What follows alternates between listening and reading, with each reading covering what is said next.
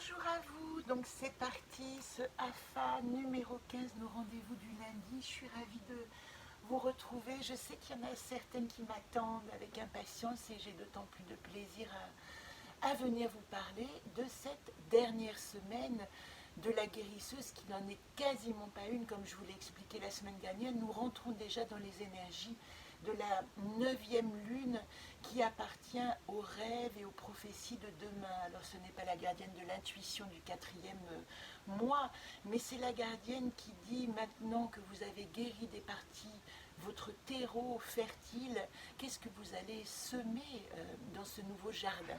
Voilà, ça c'est une petite introduction.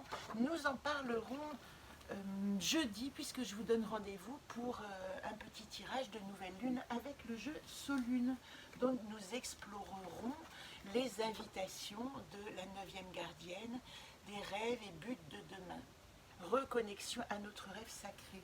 Donc ça tombe plutôt bien dans les énergies de cette semaine. J'ai fait le tour, je vous en reparlerai plus précisément aussi au moment de la nouvelle lune parce que c'est intéressant de comprendre comment les planètes viennent nous donner tous leurs influx et tous leurs mouvements énergétiques. Et ce qui est intéressant, et c'est notre part personnelle, c'est de savoir comment nous les accueillons. Donc faites attention à vos signes, votre signe solaire, hein, votre signe de naissance, à votre ascendant, et aussi, puisque nous travaillons dans ces énergies lunaires d'intériorisation du pôle féminin de notre être, quel est le signe dans lequel se trouve votre lune à votre naissance. Et à chaque fois que je parle des énergies qui traversent la planète, vous, quand je parle, si vous êtes Lion et que je parle d'un Jupiter ou un soleil en Lion, comme c'était le mois dernier, vous êtes particulièrement concerné.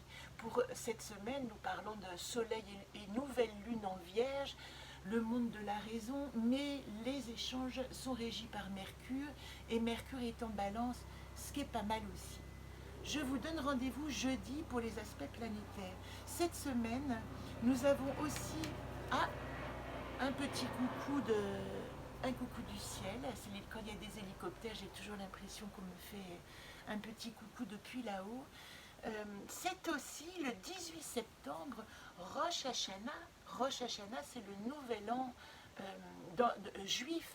Donc c'est quand même intéressant de savoir qu'en avril, nous avons traversé le Ramadan avec des énergies particulières de redémarrage de nos projets et que ici, eh bien, Rosh Hashanah, ça tombe toujours dans la lune de septembre et que cette lune, qu'est-ce qu'elle nous dit? Elle nous invite à faire rentrer nos rêves dans la matière. Je vous parlerai de Rosh Hashanah également jeudi puisque cette année, cette date de naissance d'une nouvelle année pour le monde juif, eh bien, elle intervient le premier jour après la nouvelle lune, ce qui veut dire que c'est une année où il va falloir aussi tenir compte des énergies d'implantation, de fécondation dans le monde des rêves et des buts de demain.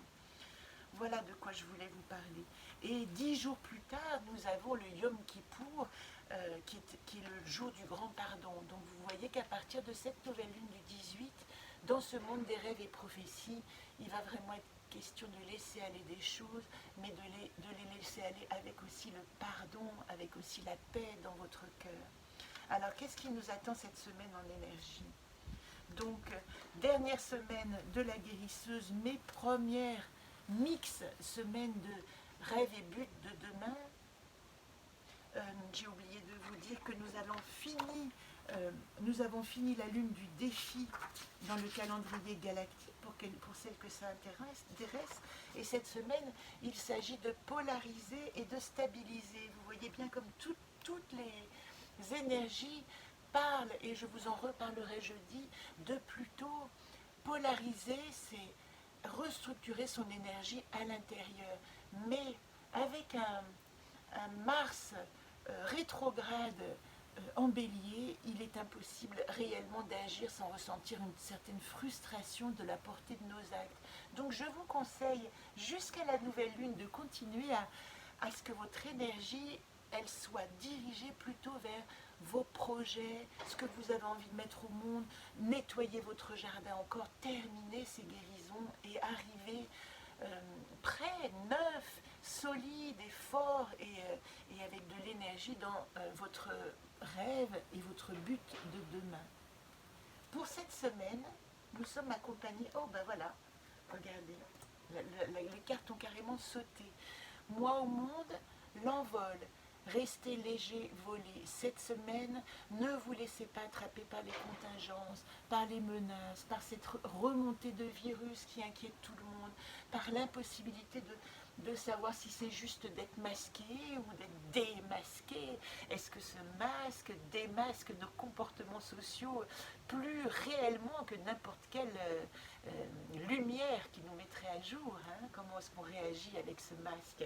Et d'ailleurs, le monde nous demande de cultiver la beauté et l'espérance. Et si vous pouvez retenir pour cette semaine de garder en vous une sensation de c'est juste pour nous, cette évolution, vous voyez ces 6 mois que nous avons passés à être forcés d'être intériorisés, de nous retourner vers notre planète intérieure, vers notre paysage intérieur et savoir comment nous avons envie de l'habiter. C'est une chance extraordinaire pour certains, c'est une déflagration absolument extraordinaire aussi pour d'autres. Pour ma part, ma vie est en train de se transformer, je me rends compte totalement, alors je fais des actes de transformation, je suis un peu à Lyon, un peu à Servoz, etc. Mais peu à peu, je comprends que dans le grand puzzle, des choses se mettent en place qui me dépassent. Et il s'agit, avec cette carte Quest, de les accompagner. C'est un envol, c'est l'envol de la petite fleur de pissenlit qui va, pour le moment, voyager dans les airs, porté par les vents, et qui va s'implanter quelque part pour à nouveau redonner la vie. Voilà cet entre-deux dans lequel nous sommes. Situation actuelle de cette semaine, nos atouts, je ne regarde pas les cartes, je ne triche pas, je promets, nos atouts. Ici, nous allons avoir la problématique, ce sur quoi nous pouvons nous pencher. Cette semaine, les choses à régler, on peut aussi le prendre comme ça. C'est en aucun cas un problème, cette carte. C'est quelque chose comme un doigt qui pointe sur ce que vous avez à travailler cette semaine, ce que nous avons collectivement à travailler cette semaine. Et la solution, l'expression, profitez-en cette semaine pour aligner votre parole, que votre parole soit juste. Il y a vraiment, et vous verrez dans les planètes, je vous ferai le petit compte-rendu au moment de la nouvelle lune, une nécessité d'aligner sa parole à ses pensées. Il ne s'agit plus de mentir, de faire semblant, de faire plaisir, de faire croire des choses. Il y a comme, et vraiment, je vous le dis, pour la plupart d'entre nous, ça se vérifie, regardez autour de vous, un reset de notre existence. Et ce reset, il exige que nous ayons une parole vraie. Allez traquer vos petits mensonges qui vous laissent dans un confort qui n'est plus du tout confortable parce qu'il ne correspond plus à votre vie. Allez traquer ces petits mensonges avec vous-même. Dites-vous déjà la vérité. Qu'est-ce que vous voulez vivre vraiment? Qu'est-ce que vous voulez réactiver dans votre existence? Il y a des paramètres qui l'empêchent. Allez voir ces paramètres. Et regardez, je vous ai dit qu'il n'était pas temps de bouger puisque c'est un Mars rétrograde. Alors, je vous en reparle jeudi, mais un petit mot.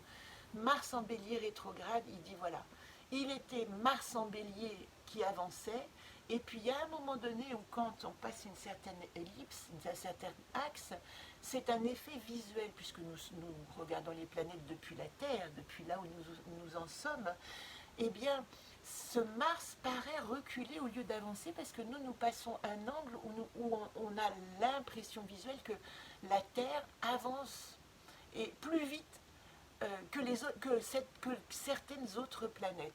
En l'occurrence, ici c'est Mars. Du coup, l'effet visuel, c'est que Mars a l'air de reculer, que nous avançons. Quand il est en bélier, cette influence de cette planète qui tout à coup ralentit l'action, elle dit vous pouvez continuer à faire germer, utiliser cette énergie formidable de Mars, mais à l'intérieur de vous, pas pour agir.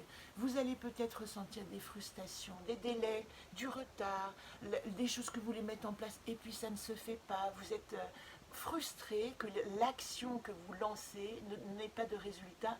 Eh bien, concentrez-vous plutôt sur toute la matière et l'énergie de cette action. Parce que Mars en Bélier dit, quand je retourne les énergies sur moi à l'intérieur pour travailler, eh bien là, il peut agir. C'est quand on a un Mars en Bélier qu'on essaie d'agir à l'extérieur que ça colle pas, que ça n'avance pas et qu'on se prend des murs. Et regardez, des murs, c'est Xerda quand elle en fait trop, quand elle est dans la provocation. Et nous l'avons en cas de problématique ici. Ben oui, vous voyez les trois. Et en cas de problématique, Xerda, elle dit un peu d'humilité, ne pas trop en faire, garder l'estime de soi aussi, ne pas perdre confiance en soi. C'est pas parce que les choses ne marchent pas et que je suis arrêtée que c'est la mauvaise direction. Revoir un petit peu mon énergie active au monde et intériorisée. Voilà deux cartes qui nous disent ouh, calm down, calm down. Retournez les énergies vers vous-même pour pouvoir vous en nourrir. Et la solution, regardez, à partir de là, c'est très intéressant parce que ces deux cartes, je dis souvent, elles sont sœurs. Et nous avons Xerda en opposition et Astor en solution. Elle, c'est l'estime, et c'est sortir de sa zone de confort, mais avec soi-même, et lui, c'est dans le monde. Alors, qu'est-ce qu'elle nous dit là? Ça a l'air antithétique, mais elle nous dit, si tu veux avoir de l'audace dans le monde, porte déjà ton regard et tes affirmations. Mais ne bouge pas de là où tu es. Il ne s'agit pas, même quand Astor dit sortez de votre zone de confort, il ne dit, puisqu'il est associé en atout à Vagan, il dit on ne vous a pas dit de vous en aller, on ne vous a pas dit de prendre votre voiture et de parcourir des kilomètres. Ça, c'est la pause. Vagan, c'est la pause. C'est notre véhicule terrestre qui nous dit hey, c'est à l'intérieur que ça se passe en ce moment. Voilà encore une vérification que nos énergies sont à l'intérieur. Par contre, en termes de prospective, en termes de projet, vous voyez que nous arrivons dans la lune des buts et rêves de demain et Astor nous dit, allez, rêvez grand, rêvez ailleurs, rêvez hors de votre zone de confort. Qu'est-ce qui pourrait vous arriver que vous n'avez pas encore imaginé et à quoi vous pourriez faire de la place dans votre vie? C'est pas pour tout de suite. Nous avons encore jusqu'à la fin 2020 et ce Mars rétrograde et les lourdes planètes qui sont en carré, enfin les lourdes, c'est Pluton, Jupiter, Saturne en Capricorne qui nous disent germination. Donc tout ça, vous voyez, c'est un travail actif et effectif de l'ordre du monde intérieur. Et dans vos actions extérieures, voilà, la seule injonction que je vous donnerai, c'est de rester souple, de rester assez distant, assez détaché, de ne pas prendre de plein fouet les annonces sociales, les décisions, parce que, en fait, si les décisions n'ont pas été prises avant ce moment-là de changement, elles ne s'ancreront pas. Donc ce qui va s'ancrer dans vos rêves et buts de demain, ce qui va arriver, et on y sera dans la 10e lune, qui est la lune de la créativité, comment je mets en créativité mes projets, eh bien ce qui va arriver tout simplement, c'est cette germination intérieure, mais ce que vous mettrez dans la matière qui n'a pas été pensée au cours de cette année et de ces 6 lunes de confinement que nous avons quasiment traversées, 6 lunes masquées, vous voyez, eh bien, ça ne germera pas si ça n'a pas été anticipé. Donc laissez tomber, finissez de vous guérir tous ces endroits sur lesquels vous avez porté vos attentions et le reste, laissez couler. Et je vous donne rendez-vous jeudi. Je pense que je serai encore ici le matin pour la nouvelle lune. Et je vous embrasse bien tendrement. N'hésitez pas à mettre des petits likes, je ne le dis jamais, des petits commentaires. Ça sert pour diffuser les vidéos et faire avancer le travail. Et je vous parlerai du reste demain.